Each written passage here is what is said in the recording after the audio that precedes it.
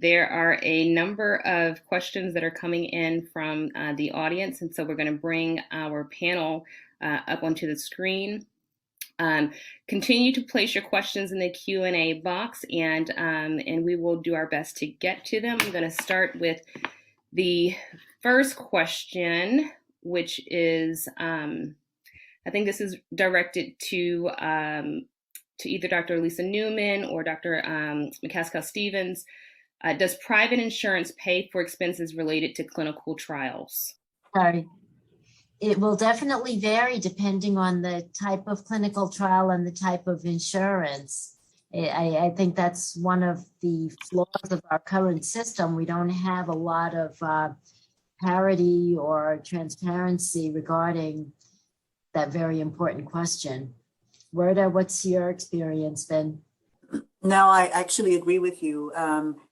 Sometimes it's regional and sometimes it isn't, but a insurance type might cover it, another will not. And actually we see variability even in federal insurances with Medicare and Medicaid coverage, excluding what we expect to come down the pipeline. So it really varies. We try to do insurance analyses for each protocol before it happens, try to sort out the things that we know are going to be bounced back at the local site. But there really isn't uniformity in terms of insurance coverage for clinical trials. And while I have you two, I'm going to ask this question, and it really is centered on clinical trial accrual and what we know exists as far as biased clinician bias and ways in which we can address it. Now we have primary care physicians, we have other physicians in the audience, we have APPs. Our goal is to really empower the community so that they are aware of the issues and the barriers that exist. And sometimes it does mean checking our own bias. We all have biases. I will say, sort of as an aside, we've hosted focus groups during COVID with Black women in Brooklyn and Camden, and one of the topics that often comes up is that they do feel discriminated when they go to see a physician, and that they do believe that it affects their overall health. And so I'll open up the floor to really anyone who wants to respond on ways in which we can address the bias that exists. Well, I'll just say that one of the things that just happened at the NCI is just a couple of weeks ago, we issued an expanded role for APPs. Now, the question becomes is what's the diversity amongst the APP, pool? We clearly are lacking nurses in the clinical trials networks of color, which is just outstanding. There's so many roles that the expanded healthcare team can play, even in the scientific peer reviews. We now have community representatives, community investigators. And so we're looking for that workforce because those are very, very key important parts. But to your specific question about biases, I think that we need to educate people because if we don't have the workforce that we like to have, which we need to work on, then we know who's presenting the trials. And I think that there's a accountability at the institutional site because I think there's a way that a trial needs to be presented, and there's a culture for doing that. If you just do it every now and then, that's not going to do it for you. You need to have experience, and perhaps one approach would be that we have trainees, and they don't depends on what your affiliation is, whether you're a resident or you're a fellow, you're going to wherever. But I would argue that the clinical trials need to be available to the affiliated institutions, be it a VA or a safety net hospital, so that they get the experience of what it's like to present a trial to someone who's not, a super educated, multiple degree person. So those would be my points. Any other points? I think that a forum like this is fantastic. It's making clinicians, clinical trialists, researchers, and the advocacy patient community talk about the issues and the problems together. And as physicians, we need to be pushed harder to make sure that these trials are more widely available and that we invest the time into discussing clinical trial opportunities with our patients. And while we hate putting one more burden on the shoulder of patients, we do need and welcome patients to be pushing us and asking about clinical trials if the physician is not making the overture. So Dr. B, can I jump out? Of course, always. So I want us to share that, you know, I have the opportunity to serve on the Central IRB, the Cancer Prevention and Control CIRB. And so I see a lot of protocols that come through.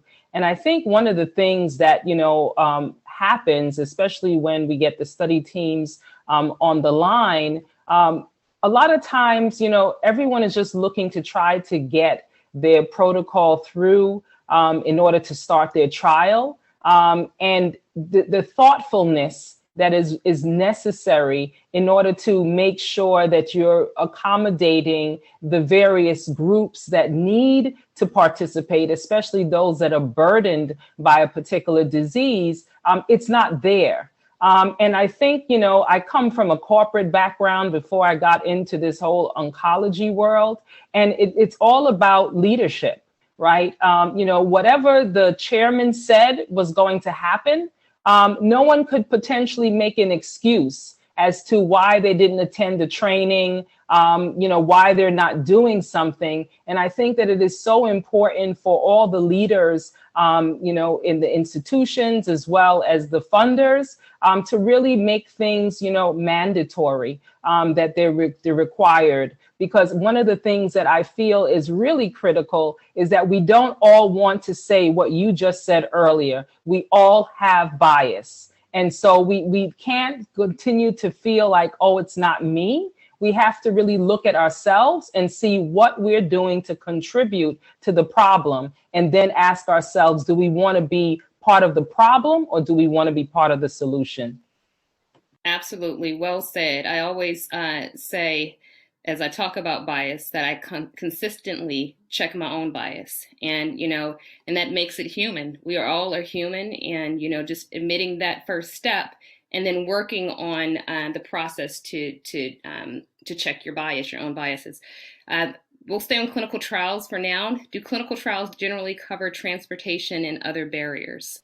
I would say it's rare for transportation needs to be covered, unfortunately. Some institutions cover it on a local basis as their contribution to being granted as an institution. Some of the investigator-initiated grants that come through that are implemented in the clinical trials network ask for money within the grants, but it's not consistent. Many institutions will use other organizations in the community to try to supplement their income to do that, but it's not universal. And just there's another question, but I'll lead with a question before it to sort of tie it in. For physicians and providers in the community, how can they sort of refer their patients to these clinical trials? Dr. McCaskill Stevens, you know, I was taking down notes, said these are some awesome trials that exist, the 2D versus the 3D mammal, for example. How can community physicians get their patients involved in clinical trial enrollment? And the follow-up question is, one of the physicians said an issue to patients is never hearing what happened in the trial. Any comment, or do you see a direction towards sharing outcomes, positive or not? Well, thank you for that question. We just had 2 workshops, one on partnership with primary care physicians with prevention, and then one on symptom management. There are symptom management trials that will never see the light of day in a primary care physician's office, but there are some that certainly will. I think that there are 2 issues. One is the referral pattern, and the fact that at this point in time, primary care physicians are not funded. I mean, they really need someone added to their practice to do what we do. I think you talk about trust and partnerships. Primary care physicians often feel that when they do refer that they lose their patients. So we have to have a good relationship with the oncology practice, a give and take. And I think one way of doing that is in co-management, and particularly for underserved populations that most frequently have something that is chronic, whether it's well controlled or not. And I think that's a great way of doing it. I think that develops trust. I think in terms of trial participation, it's really whether it's going to be a referral or whether it's going to be, as you alluded to, a screening trial where it's radiologists.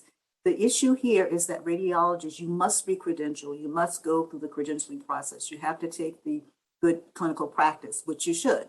But that's time. That's asking someone to do that every 3 years. It has to be a passion. The institution has to buy in. And maybe if you have a department of whatever the specialist could be, could be the cardiologist who looking at cardiotoxicity. Well, it has to be something in it for them. Either as a co-chair on the study to make them, more interested. So I think that, we have to strengthen that partnership and make it important for them to, if they're going to have to do the training, that there's something that stimulates them to their sustained interest and input into the trial design. Thank you, Dr. McCaskill-Stevens. I'm going to pass the mic to my co-course director, Dr. Hussain, to ask a few questions. So I think a question that goes on in the minds of almost everybody is, as a result of the pandemic, we've seen a lot of delays in getting mammograms. So one of our attendees would like to hear the panel's opinion about whether they're seeing a lot of late stage diagnosis of breast cancer after the initial phase of the pandemic. We've been starting to delve into our data here at the NYP campuses, and it's evolving, continuing to evolve over time because of a lot of different issues related to the pandemic. We were all very worried that right after screening practices and clinics opened up again, that we would see a lot of women presenting with palpable, more advanced stage cancers. Thus far, we haven't been seeing that phenomenon yet, but the story is evolving. When patients first came back into screening, we were seeing a lot of screen-detected cancers because these were women that coming in to resume their practices and not having any breast symptoms. Now, as more time passes, the women that were previously already at risk for having more advanced stages of disease, the women that were less socioeconomically supported, they're the ones that are even more delayed coming back into healthcare practices because they were hit hardest by the recession. And so, healthcare is still low on their priorities in the COVID recession, post-COVID pandemic. And so we're just starting to see them come back into the system. And so we are starting to see some evidence of this concern regarding more advanced stage distribution. But we're in the midst of it right now. We don't have the overview at this point in time to see how it's all going to play out. I agree. And I'll just comment. I'm in Brooklyn, which is very diverse. And part of what we've done with the grant, the American Cancer Society grant, is we posted these focus groups. And we are hearing from women that it is low on their priority, Black women, it's low on their priority to go and get a screening mammogram. And so, of course, education and community outreach and engagement are important, and we're certainly doing that.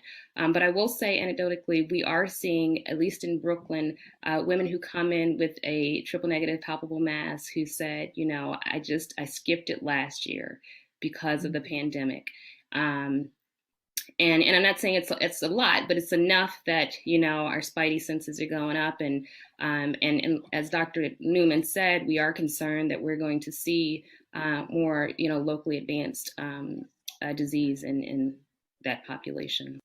I just want to add to that sort of the concept of how COVID is going to impact, stage migration. One of the things that I would like to see more prevalent on the radar, and maybe I should be one of the leaders of this study, but I don't know if I have the time. But I think that long haulers. So Dr. McCaskill Stevens, when you presented the paper about how long haulers might be impacting, cancer patients, I mean, I think that especially we're talking about an underserved community, long hauler syndrome is probably going to go undiagnosed, in this population. And on top of having to deal with whatever it is that's happening to them because of the consequence of having COVID, we know that this population was the most affected. They had the highest rate of COVID positive tests. I think one of my concerns is that we may actually find that physiologically there will be an impact on tumor biology or aggressiveness of cancer.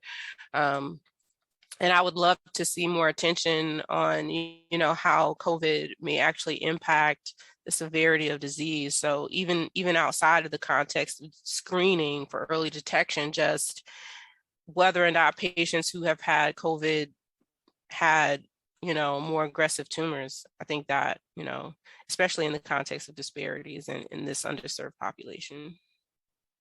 Absolutely. We have a really good question from Jacqueline Johnson.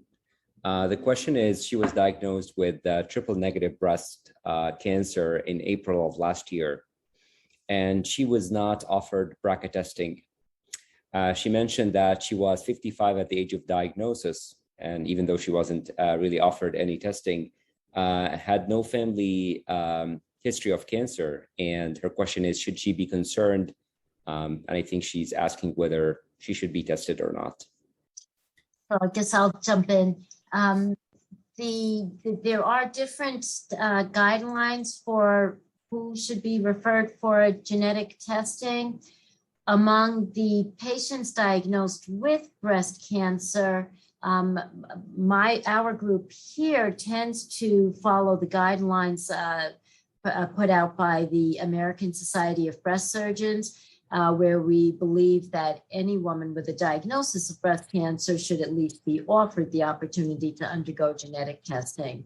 Now, in the conversation regarding genetic testing, if you're going to offer it broadly, you do have to be comfortable with making sure that you are giving the woman the basics, the foundations of pre-test counseling, which means that you need to inform the patient of the fact that the testing doesn't tell us everything about your hereditary predisposition for disease.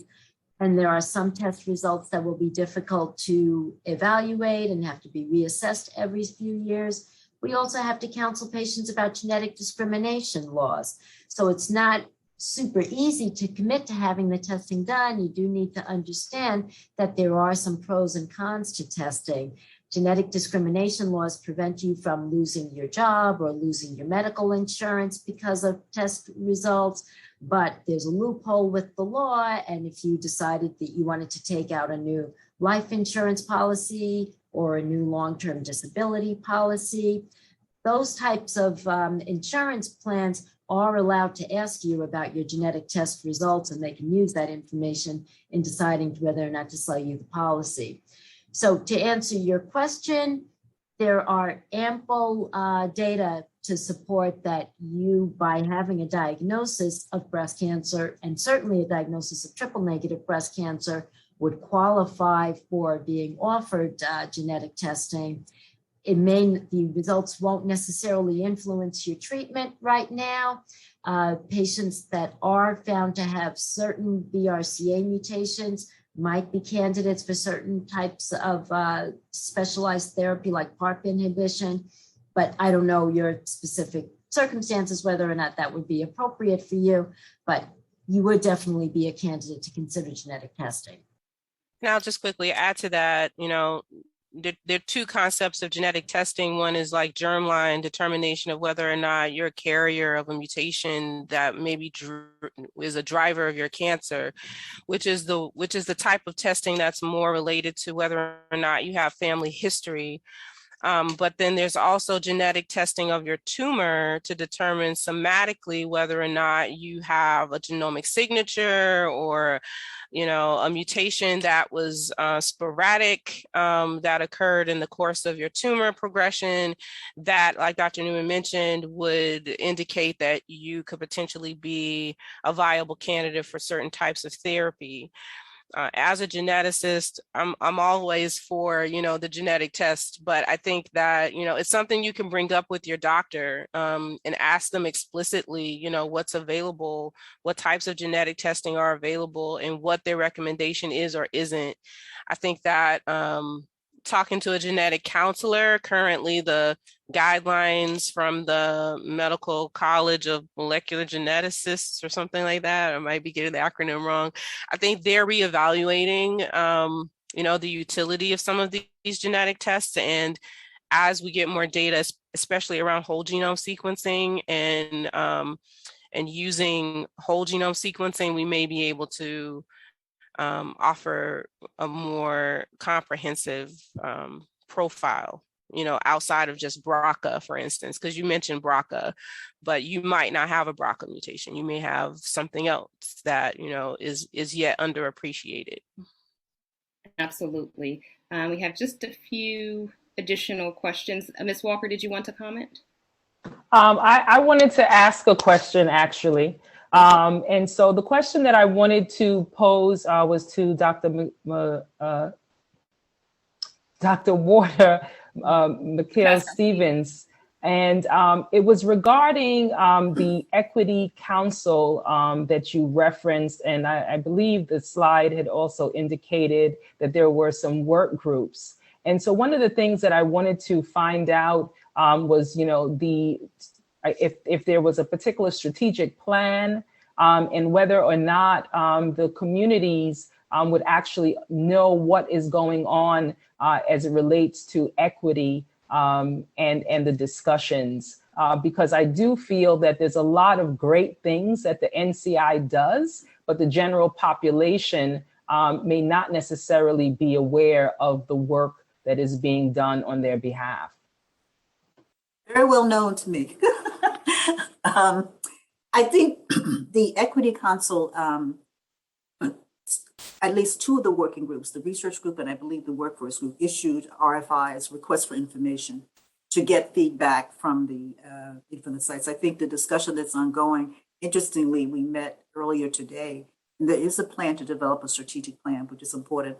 And I think to date, most of the information, it's been, our NCI director does tweet and blog and all of that, but your point about more engagement from the extramural and other communities is something that's really being discussed, and there is going to be a strategic plan. Thank you.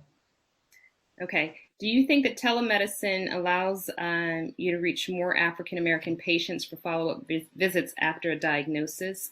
I'll shoot that question to, I'll answer it, and Dr. Newman can answer that. I think that you have to be careful with telemedicine and, really know your community. In Brooklyn, I will say that there have been challenges with telemedicine, and there were challenges early on in the COVID pandemic. We were very excited that we had the option to offer telemedicine services to patients, but it was not accessible to all patients. And I'll give you an example. My, let's say, 80-year-old breast cancer patient who lives by herself, and she doesn't have, an iPhone or one of those fancy phones. And maybe she doesn't have a computer. She has a flip phone. And how do we sort of, how can we get her to have the same sort of virtual televisit as my 40-year-old patient who does have an iPhone and has a computer and has that access? There are ways to work around it. And so for for that 80-year-old, what we tried to do was really connect them with our navigators, at least during COVID, such that, you know, a grandchild could go over and sort of serve as that point of access. But I say that, and in the same breath, you know, I know other communities where telemedicine has worked very well and has increased access. So I think, you know, it's important as clinicians, we know our community. And because we're ever learning in this era, we, you know, sort of constantly reevaluate and determine if it is working for our individualized patients. Dr. Tamimi? I was going to ask a question, you know, because I think people think that telemedicine could really solve a lot of problems. And I think we think of telemedicine as like Zoom, where you see the other person. But even I have trouble with Zoom. I think we, you know, especially our, you know, your older patients or older colleagues, I think also it becomes more challenging. And I guess I'm just wondering, does use of a telephone, is that still used, and would that even meet needs? Or I'm just wondering, you know, how helpful or not helpful a simple phone call could be in addressing some of those follow-up visits, which may not need an in-person visit. Right. So I think that's great. And, you know, there's some data that looks at the interval and when telemedicine was offered and really in what form, virtual versus audio.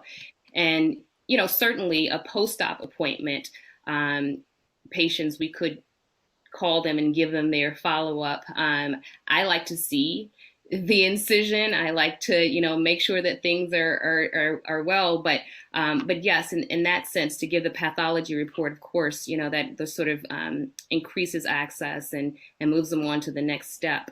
But for a cancer diagnosis, as many know, it takes time to explain, and sometimes it takes pictures to make sure that we're not talking to patients in a complex way. And so, you know, that really is useful for in-person visits.